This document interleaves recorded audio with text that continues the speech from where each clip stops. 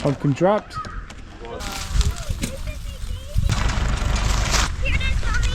Wow. Pick it up, Keith. Hold it over your head.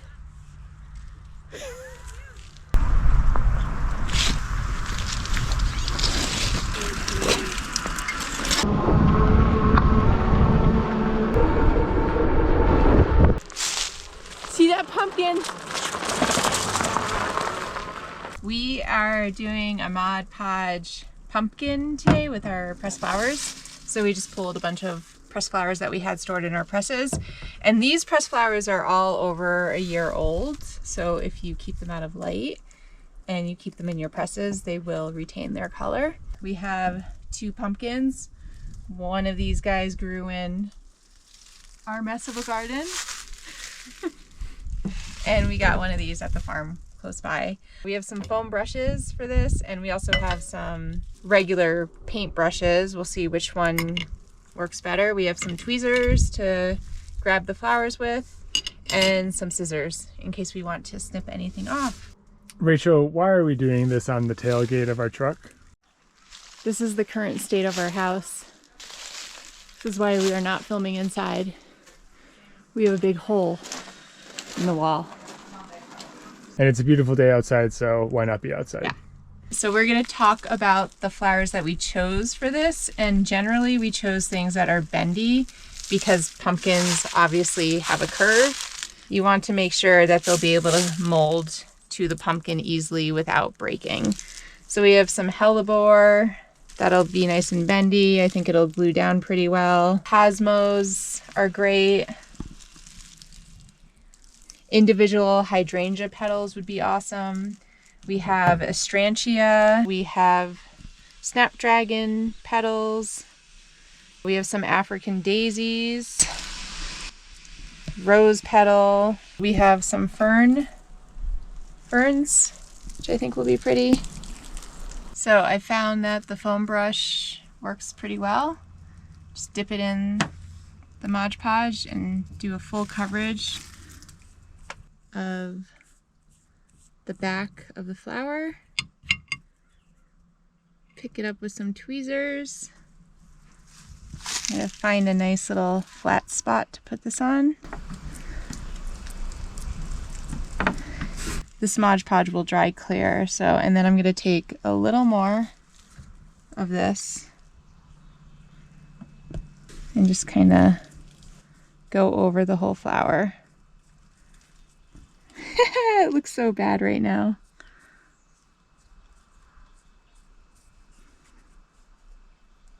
Yeah, just try to get a clear, thin coat on everything so it seals everything. This is mine mid-glue. It looks pretty awful, but it's drying, so we'll see. Here's Keith over here, working diligently, making his piece look way better than mine. Smoothing it out, smoothing the glue in the direction of the petal so you don't lift it up off the pumpkin. Dabbing.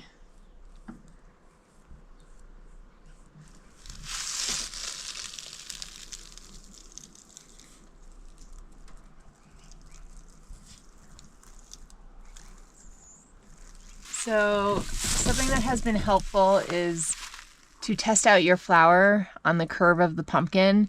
Like this marigold is actually pretty stiff, so maybe move it down to where it's a little straighter up and down. Or coming over to Keith's pumpkin, it would probably work better on Keith's pumpkin where he has more surface area. I'll take that marigold, Rach. It's fern leaf. Feels like a flimsy flower, but Just kind of flips up. so you easily. probably have to have some patience and hold this until it dries, which I have no idea how long it takes this stuff to dry. That's beyond where I'm at. But on Keith's pumpkin, that could work. I think one option is get larger pumpkins. These are pretty small pumpkins. I really like petals right now. They're just so malleable. Look at that. Petal, petal, rose made of petals, petal, rose made of petals. Some sort of design. Doing great things. And then there's Keith's. So when you get all the Mod Podge on the back, I like to go around just using your finger, just kind of get everything to start to adhere. It's a lot easier than just automatically putting Mod Podge over this. So this will start to cure a little bit and it stays in place. And then you can start Mod Podging. And spread out. Yeah, I always start from the center and go out, because if you go this way, you're literally just going to pull all the petals off. And that will not be nice. Keith is figuring out the placement of this beautiful leaf. Oh yeah, that looks nice. Maybe even take off the stem. Yes. So good? And this leaf is very malleable. So he's giving full coverage right now on the backside. Full coverage. Now he has his spot already picked out. He's putting it on. He's pressing it all down before applying any more glue over the top.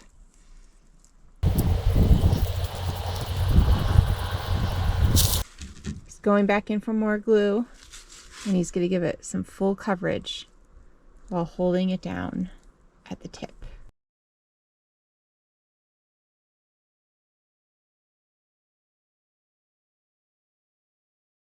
And the Mod Podge does indeed dry clear. This is about 4 minutes later. Yep. Look at Keith's progress right now. Holding it with the tweezers and gluing at the same time. Precision. This is a prime example. I started at the top and I knocked off the tip of the leaf. Well, I think it was kind of... It was a tough one.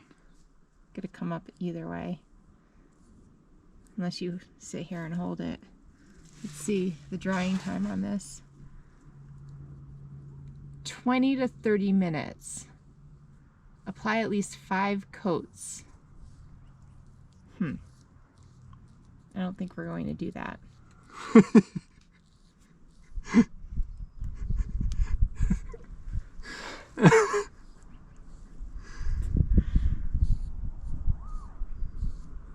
All right, here's my finished pumpkin. We only did 1 coat of Mod Podge over it. The can says you should do 5, but for us, there's no point because we're just gonna keep these outside and they're eventually gonna rot. And yeah, but if you wanted to do that, you could put more coats, or you can get a waterproofing Mod Podge and you could seal everything with that just to preserve it longer. And just be cognizant of the grooves. Like, there's some things that, you know, are not fully stuck down. If you're not looking for absolute perfection, which we were not, then just have fun with it. This is my pumpkin.